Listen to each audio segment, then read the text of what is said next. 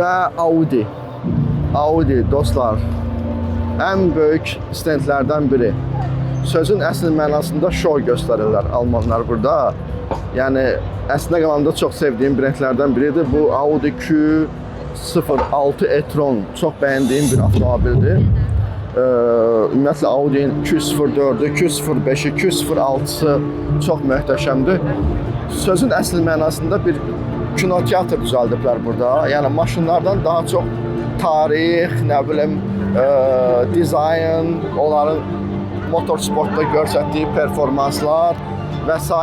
hamısı öz əksini tapır və stend ən böyük stenddir. Yəni bu çox vacib bir şeydir. Bilirsiniz ki, Pekin, Beijing İngilis dilində bu ən vacib avtoşoulardan biridir və Şərqin ən böyük avtoşoularından biridir və ona görə almanlar burada öz potensiallarını göstərməlidir. Audi A6 e-tron, yəni elektrik, bu da Audi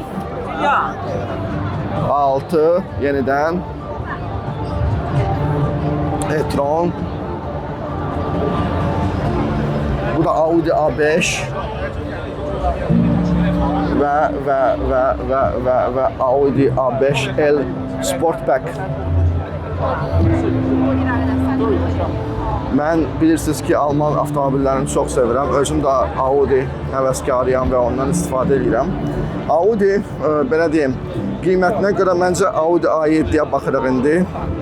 Qiymətinə görə ən gözəl avtomobillərdən biridir məncə. Performansına görə, qiymətinə görə deyərdim ki, yəni əvəz edilməzdir.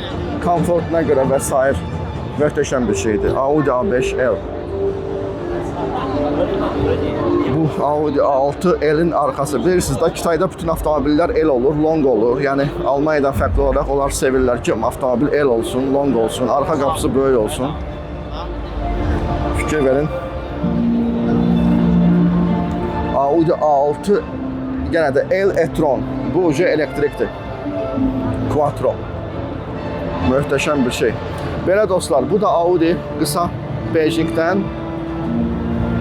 Hər şeyi hiss et deyir. Hər şeyi hiss et. Möhtəşəm kinoteatr effekti ilə Audi Pekin Beijing Auto Show.